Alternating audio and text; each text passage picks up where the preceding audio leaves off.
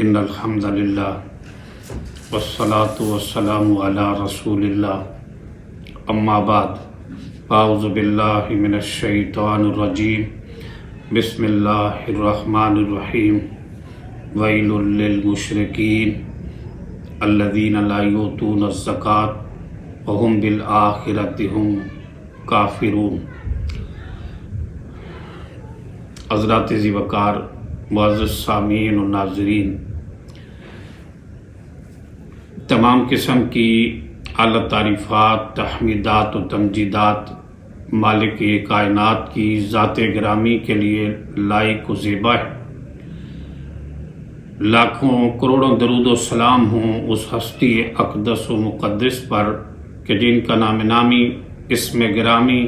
محمد اکرم صلی اللہ علیہ وآلہ وسلم ہے۔ وہ ذات گرامی جنہیں مالک کائنات نے اس کائنات کے اندر رحمت کائنات بنا کے مبعوث فرمایا۔ حضرات ذی وقار، آج کی گفتگو میں ہم آپ کے سامنے زکوٰۃ کے حوالے سے چند گزارشات پیش کریں گے۔ اسلام کے 5 ارکان ہیں۔ اسلام کے 5 ارکان میں سے زکوٰۃ تیسرا بڑا رکن ہے، اور زکوٰۃ کی ایک بڑی اہمیت اور ایک بڑی افادیت ہے، اور اہل ایمان کی ایک بڑی ضرورت ہے۔ زکوٰۃ کے معنی سمجھ لے کہ زکوٰۃ کے معنی کیا ہے۔ زکوٰۃ کے معنی ہوتے ہیں صفائی کے، ستھرائی کے، پاکیزگی کے اور بڑھوتری کے۔ یعنی جو شخص زکوٰۃ دیتا ہے، رب ذوالجلال اس کے مال کو پاک فرما دیتے ہیں۔ نبی پاک صلی اللہ تعالیٰ علیہ وسلم نے فرمایا کہ اللہ تعالیٰ نے زکوٰۃ کو اس لیے فرض کیا ہے کہ تاکہ تمہارا بقیہ جو مال ہے وہ پاک ہو جائے۔ اور قرآن مجید کے اندر بھی اللہ تعالیٰ نے یہ بات ارشاد فرمائی کہ یہ مال جو ہے اس کے اندر اضافہ ہوتا ہے، اور اپنے مال کو زکوٰۃ دینے والا اپنے مال کو بڑھاتا ہے۔ بظاہر تو یہ مال ہمیں لگتا ہے کہ ہم نے اتنے ہزار دیے تو کم ہو گیا، لیکن حقیقت میں غائب میں یہ مال بڑھتا ہے۔ زکوٰۃ ادا کرنے سے مال کم نہیں ہوتا۔ اس کی وارنٹی نبی پاک صلی اللہ تعالیٰ علیہ وسلم نے اپنی پاک زبان نبوت سے دی ہے، اور زکوٰۃ دینے والوں کو خوش دلی کے ساتھ اور محبت کے ساتھ اور اللہ رب العالمین کی رضا کے لیے زکوٰۃ ادا کرنی چاہیے۔ اور زکوٰۃ جو ہے جب ادا کریں گے، اس کے اللہ تعالیٰ نے بڑے انعامات رکھے ہیں۔ رب ذوالجلال قرآن مجید میں فرماتے ہیں کہ جو لوگ زکوٰۃ ادا کرتے ہیں یہ سچے مومن ہیں۔ پھر اللہ رب العالمین فرماتے ہیں جو ایمان لانے کے بعد نیک اعمال کرتے ہیں اور نماز کو قائم کرتے ہیں اور زکوٰۃ ادا کرتے ہیں، رب ذوالجلال فرماتے ہیں فلا خوف علیہم ولا ہم یحزنون، یہ ایسے لوگ ہیں ان پر نہ کوئی غم ہوگا اور نہ ہی ان پر کوئی خوف ہوگا، نہ وہ غم زدہ ہوں گے۔ اس کی وجہ یہ ہے کہ یہ بڑا عظیم الشان عمل ہے زکوٰۃ ادا کرنا۔ نبی پاک حضرت محمد مصطفیٰ صلی اللہ تعالیٰ علیہ وآلہ وسلم کی بارگاہ میں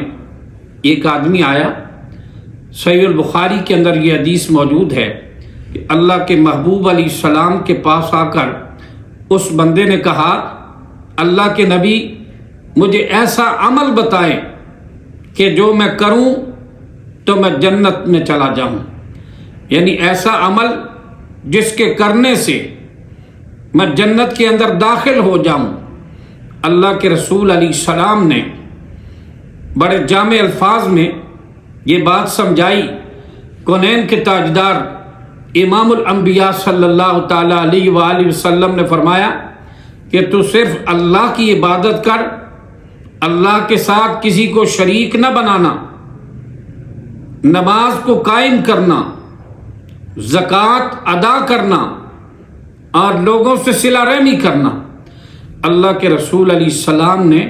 یہ نسخہ بتا دیا کہ یہ کام کرو گے تو جنت کے اندر داخل ہو جاؤ گے۔ تو زکوٰۃ گویا کہ معلوم یہ ہوا نماز ادا کرنے کے ساتھ زکوٰۃ کا ادا کرنا اور صلہ رحمی کرنا،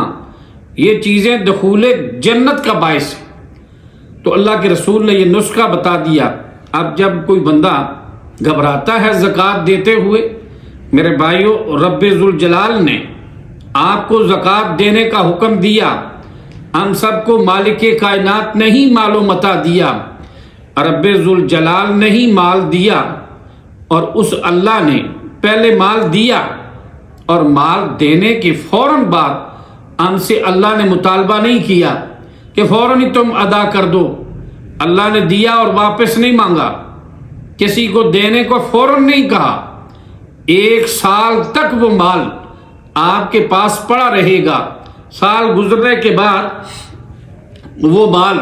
اس مال کے اوپر اللہ رب العالمین نے خود دیا۔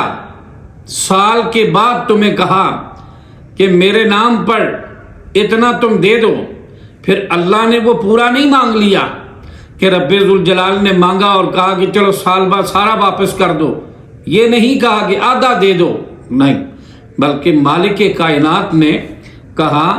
سال کے بعد تو نے دینا ہے اور اس کا بھی 2.5% دینا ہے، 40واں حصہ دینا ہے، باقی تیرا اپنے پاس ہے۔ مالک کائنات نے 40واں حصہ دینے کا حکم دیا اور پھر اس کو ڈبل واپس کرنے کا بھی وعدہ کیا۔ تو اس لیے اہل ایمان کو زکوٰۃ دیتے ہوئے ڈرنا نہیں چاہیے۔ زیادہ زکوٰۃ ہو گئی، بندے گھبرا جاتے ہیں، اتنی زیادہ زکوٰۃ، لاکھوں میں زکوٰۃ۔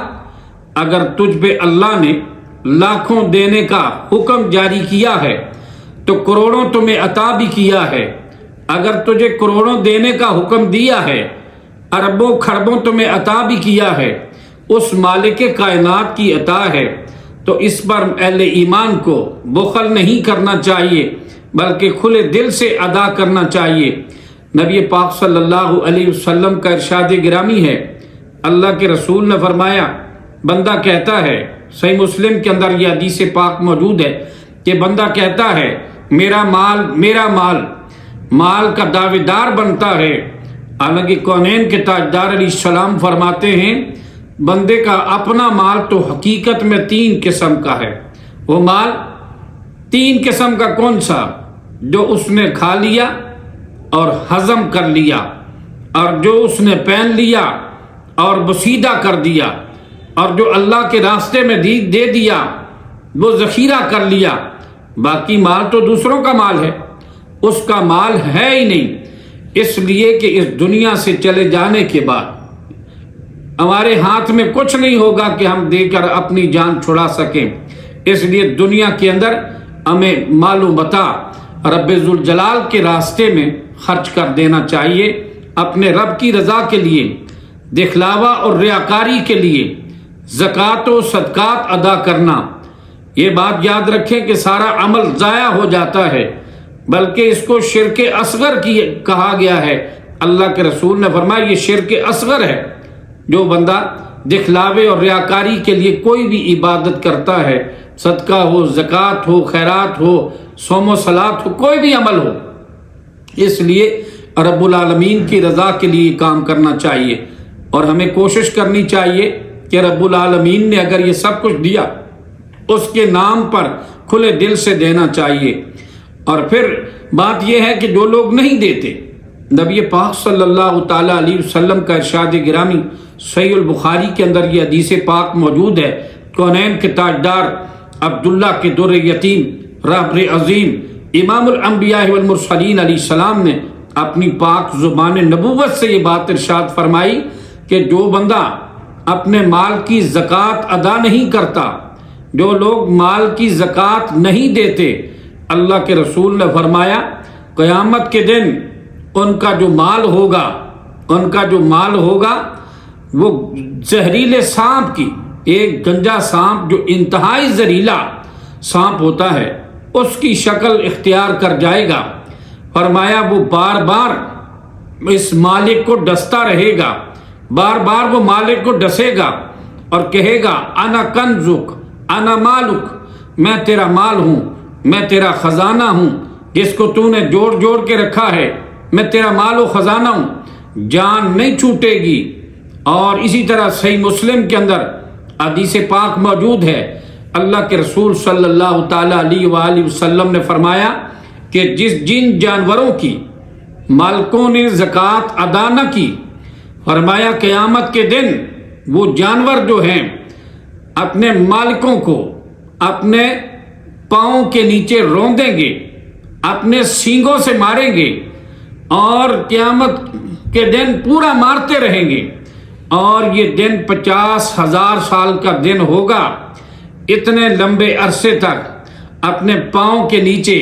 اپنے مالکوں کو رونگتے رہیں گے، اپنے سینگوں سے ان کو مارتے رہیں گے۔ اس دن سے آنے سے پہلے اس وقت ہمارے پاس کچھ نہیں ہوگا اس دنیا کے اندر۔ میرے بھائیوں، جو کائنات کے رب نے ہمیں حکم دیا زکوٰۃ ادا کرنے کا، اس دنیا کے اندر ہی اس معاملے کو ختم کر کے جانا چاہیے۔ اور اللہ رب العالمین نے قرآن مجید کے اندر یہ بھی بات ارشاد فرمائی، سورہ حامیم سجدہ میں مالک ارض و سما فرماتے ہیں ویل للمشرکین، اللہ فرماتے ہیں ہلاکت ہے ان مشرکوں کے لیے، الذین لا یؤتون الزکاۃ، جو زکوٰۃ ادا نہیں کرتے، ہم بالآخرۃ ہم کافرون، اور وہ آخرت کا بھی انکار کرنے والے ہیں۔ حقیقت میں یہاں ان کو مشرک بھی کہہ دیا اور آخرت کے منکر بھی کہہ دیا جو زکوٰۃ ادا نہیں کرتے۔ اس لیے اللہ رب العالمین نے قرآن مجید کے اندر سورہ توبہ کے اندر بھی یہ بات ارشاد فرمائی۔ اللہ مالک الملک رب ذوالجلال نے فرمایا کائنات کے باسیوں کو، مالک ارض و سما فرماتے ہیں والذین یکنزون الذهب والفضة ولا ينفقونها في سبيل الله فبشرهم بعذاب علیم یوم یحمى علیہ فی نار جہنم فتکوی بها جباہهم وجنوبهم وظہورهم۔ اللہ کے رسول اللہ رب العالمین فرماتے ہیں، کائنات کے رب نے فرمایا وہ لوگ جو اپنے خزانوں کو اکٹھا کر کے رکھتے ہیں، سونے اور چاندی کے خزانے اکٹھے کر کے رکھتے ہیں، ان اموال کو اکٹھا کر کے رکھتے ہیں اور اللہ کے راستے میں اس سے خرچ نہیں کرتے، فبشرہم بعذاب علیم، اللہ فرماتے ہیں ان کو دردناک عذاب کی بشارت دے دو، خوشخبری سنا دو۔ یوم یحمى علیہ، جس دن اس کو گرم کیا جائے گا جہنم کی آگ پر، اور تکوی بہا جباؤہم، پر ان کی پیشانیوں کو داغا جائے گا، وظہورہم، ان کی پیٹھوں کو داغا جائے گا، ان کے پہلوؤں کو داغا جائے گا، اور کہا جائے گا یہ وہ خزانہ ہے جن کو تم نے جوڑ جوڑ کے رکھا اور اس کا آج مزہ چکھو۔ تو میرے بھائیوں، ہمیں یہ سوچنا چاہیے رب ذوالجلال قرآن پاک کے اندر کیا فرماتے ہیں۔ ہم تو توجہ دیتے ہی نہیں ہیں، کہ کہتے ہیں یا تو کوئی دیتا ہے کوئی دیتا ہی نہیں۔ اگر حقیقت میں صحیح معنوں میں مسلمان زکوٰۃ ادا کرنا شروع کر دیں تو معاشرہ جنت نظیر بن جائے، معاشرے سے غربت ختم ہو جائے۔ آج دنیا کے لوگ کہتے ہیں کہ جناب معیشت بڑی تباہ ہے، معیشت کی کامیابی کے لیے کوئی کہتا ہے جی جرنلزم ہونا چاہیے، کوئی کہتا ہے سوشلزم کے ذریعے سے جناب اس کو کامیاب کیا جائے، کوئی کہتا ہے جی نہیں جمہوریت اس کا حل ہے، کوئی کہتا ہے جرنلزم اس کا حل ہے۔ میرے بھائیوں، اس کا حل مسئلہ زکوٰۃ، اسلام کے جو سنہری حصول ہیں، اگر اس پر عمل کر دیا جائے،